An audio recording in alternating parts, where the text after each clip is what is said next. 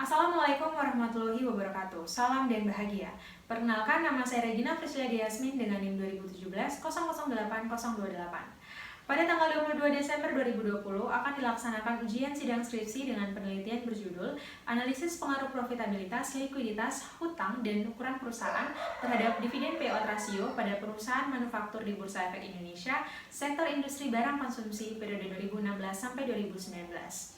Sebelum saya melakukan presentasi, izinkan saya untuk berterima kasih kepada Bapak DR Gendro Wiono, Magister Manajemen, dan Ibu Rati Kusumawardani, Sarjana Ekonomi Magister Sains, sebagai dosen pembimbing 1 dan dosen pembimbing 2, juga kepada Bapak Ibu dosen penguji pada sidang kali ini. Langsung saja kepada latar belakang penelitian. Fokus penelitian ini sendiri adalah dividen payout ratio yang merupakan rasio besarnya nilai dividen yang diberikan oleh perusahaan kepada para investor.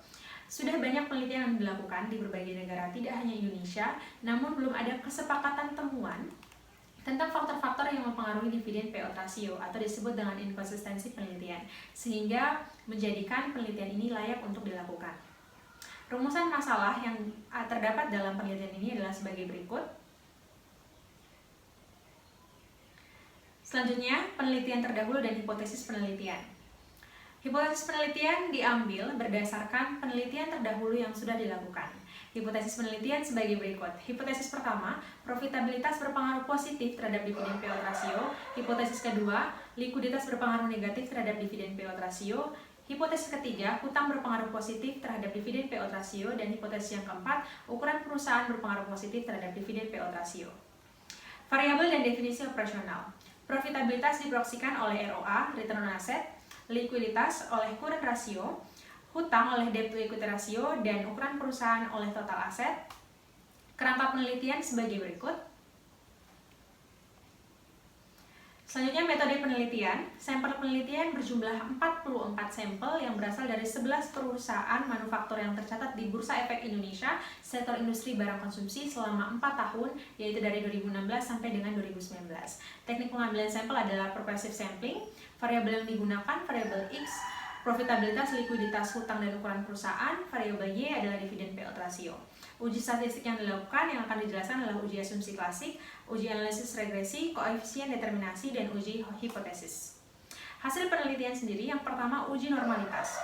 Data yang digunakan normal berdasarkan uji normalitas karena nilai signifikansi adalah 0,966, yaitu lebih dari 0,05. Uji multikolinearitas di mana tidak terjadi multikolinearitas, FIF semua variabel di bawah 10 dan nilai toleransi juga mendekati 1. Kemudian uji heteroskedastisitas di mana tidak terjadi heteroskedastisitas, signifikansinya di atas 0,05. Uji autokorelasi di mana tidak terjadi autokorelasi karena nilai Durbin-Watson atau DW sebesar 1,526.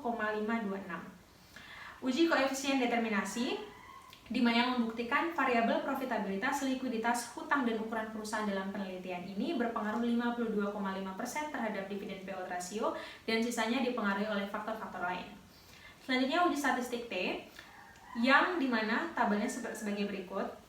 Menjelaskan bahwa profitabilitas berpengaruh positif dan signifikan terhadap dividen payout ratio, likuiditas berpengaruh positif dan signifikan terhadap dividen payout ratio, hutang berpengaruh positif dan signifikan terhadap dividen payout ratio, dan ukuran perusahaan berpengaruh negatif dan signifikan terhadap dividen payout ratio.